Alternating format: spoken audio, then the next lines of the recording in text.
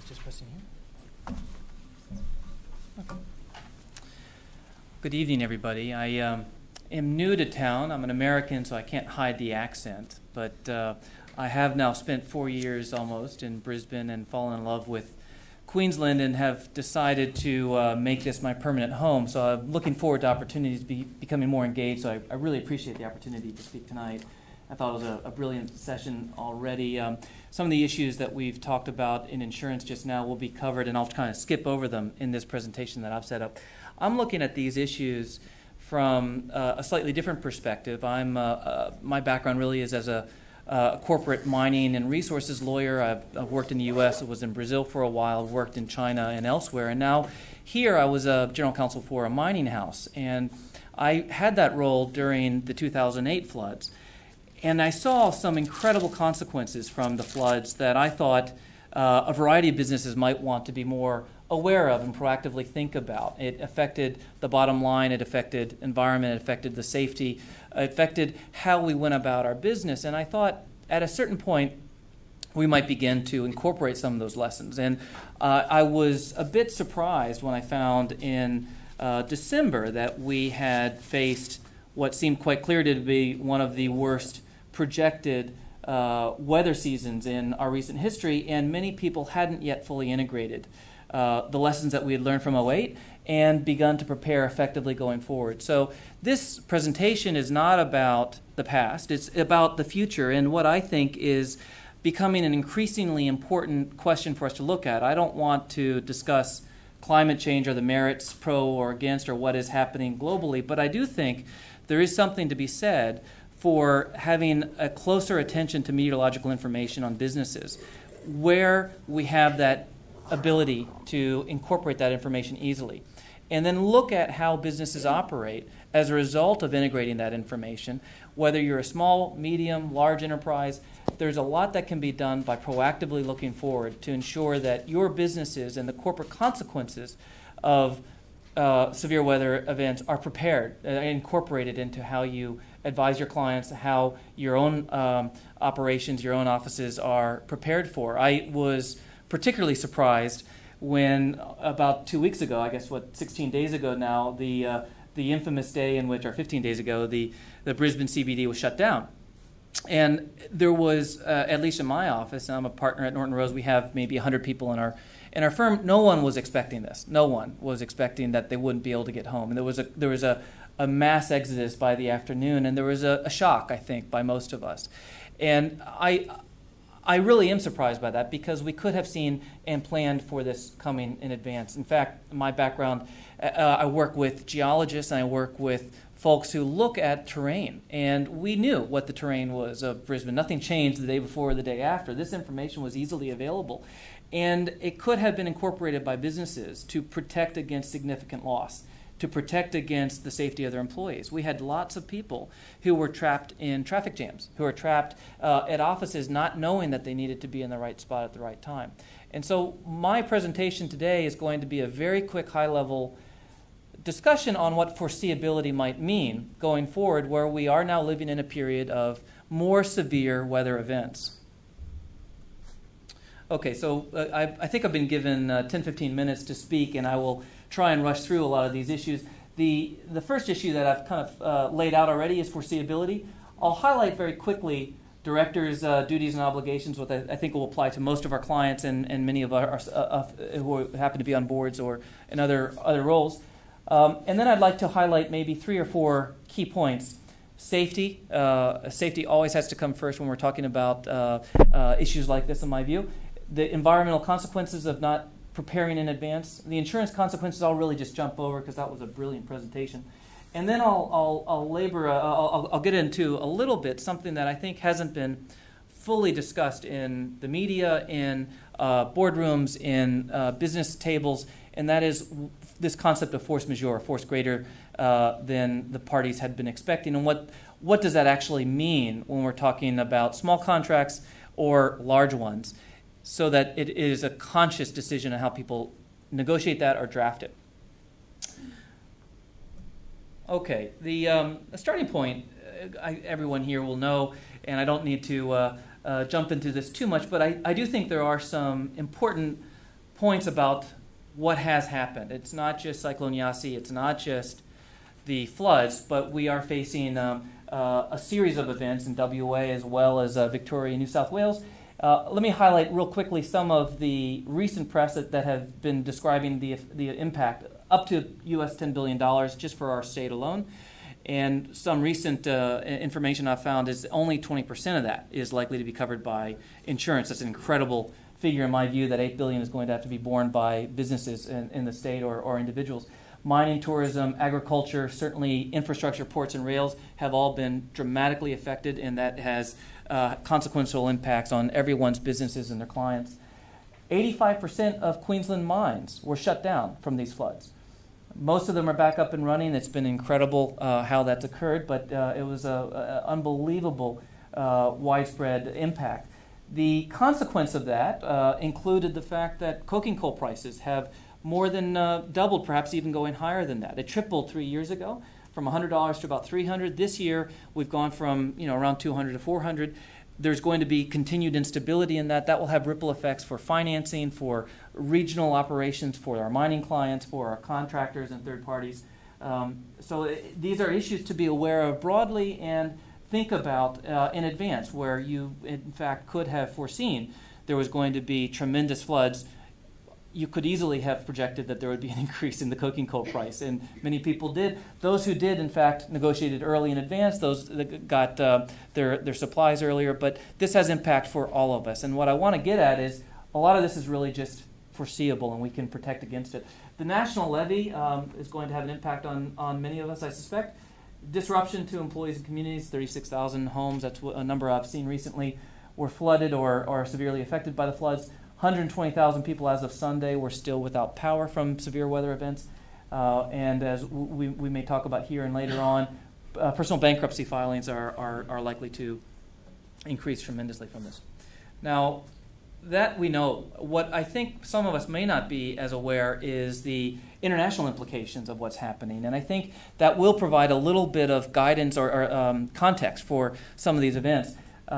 The United States actually is the worst affected country in the world from severe weather, although we may be getting pretty close. Recent severe storms nearly shut down people getting in and out of the Super Bowl. There were impacts across the country. You know, I am American. Hurricane Katrina, estimated to have cost up to $100 billion in damage to the United States. Interesting to note, Cyclone Yasi was twice the size and scale of Hurricane Katrina. So just imagine what bullet we dodged when it didn't go through Cairns as it had been feared. Cyclones and droughts appear to be the most expensive severe weather events. We're facing both of them. So our state is at risk. Comparatively, just backing up for a minute, I lived in Rio de Janeiro as an in-house counsel for a mining house, Vale, and I have found tremendous similarities between Brazil and here.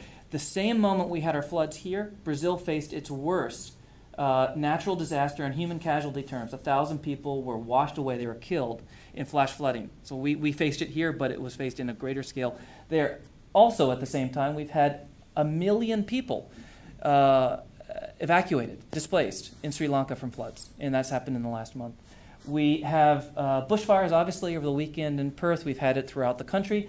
An amazing fact, which people don't always know, or I only recently found this out, the Amazon, often thought of as a carbon sink for emissions, is now actually the world's largest emitter. There's a drought going on, the second worst drought that the Amazon has seen in years. It's been repeated in the last 5. It is extremely serious, and there's mass result from it. The Amazon is now emitting more CO2 than the United States for the course of this year. Incredible fact. So these are issues that are occurring globally, and we might want to take some lessons or be aware of what the comparative impacts are as we prepare for what could happen to us here. Okay, so talked a little bit about the context. What is likely to, what do we know that's going to happen with severe weather events? Well, certainly people might get killed or injured. You'll have an increased likelihood of environmental damage.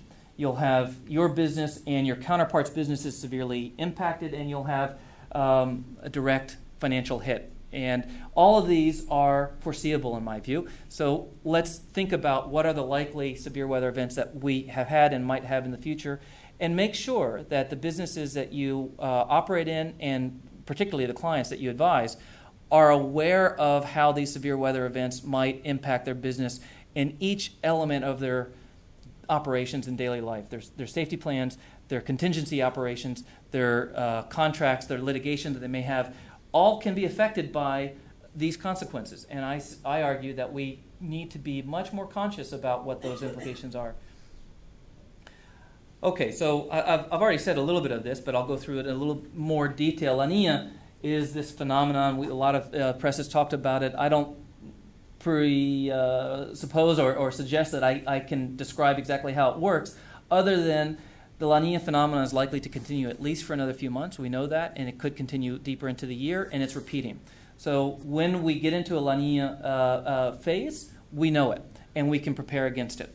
The incredible fact to me is that this government, had a cabinet meeting, I think in October, warning of the severe weather events and trying to get ready. Corporations could have done the same thing. Small businesses could have done the same thing. That information was public knowledge. Advanced weather forecasting services are available, and they're not all that expensive. People do Google alerts. You can do weather alerts as well, so that you have triggers into your business that allow you to take action early. And what I'm arguing is the sooner that you incorporate this information into your clients' operations and your own operations, the safer you're going to be. The importance of the recent events, I think, is that it gives a stress test to your business. How did you perform? How did your clients perform? Where were the weaknesses? And how do you want to look at making changes for going forward? And I think a very simple way is do an internal review or an audit, or take 5 from what happened, and then sit down with your clients and figure out, recognizing that February actually might be more wet than January, what changes might you want to think about for the next month, for the next 6 months, for next year. I think this has a specific consequence for directors and officers, and particularly that these people will have the obligation to protect their businesses and think about these consequences and incorporate these lessons learned immediately. But anybody who is involved in business ought to be thinking these things through. Well, a room full of lawyers, I don't need to get into the director's duties and obligations, but at a high level, there's a duty for a care, diligence to act in good faith, best interest of the corporation. And part of what I would like to suggest for this session is that severe weather, I think, is becoming so important.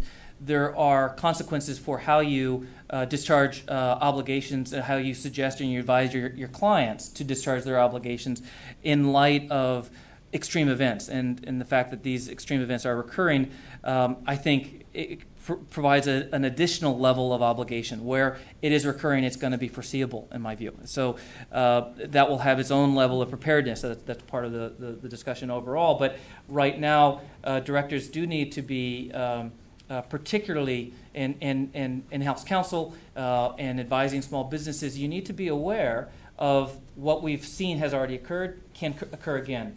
It may be a one-off, it may not be, but it's hard to believe that a cyclone is not going to come through the state again that's going to wreak significant damage. It's hard to believe that we're not going to see significant flooding through the state again. It may not happen, but I expect it will. There are droughts and bushfires. We've seen the impact of what happened in Victoria and in WA recently. It is likely that these things can happen again with us. So how are your clients prepared for those events? I think we need to take 5. Think about that and prepare. What are the areas where you might want to look at it? Well, certainly safety and health management plans, your emergency management contingency plans, business continuity. There's something that was really surprising to me, and that is billion-dollar corporations based in Brisbane did not have access to their emails for days, and sometimes even longer than that, weeks. They simply didn't have the systems in place. Now, if the billion-dollar corporations didn't, how are the mid-tier and the small-tier companies prepared? It's not rocket science. A lot of this is really quite easy to implement and will provide those clients, those companies, competitive advantage, and certainly will perhaps enable them to recover and continue business where others might be much more severely impacted. We talked earlier about review and possibly alter insurance coverage. We've seen many policies didn't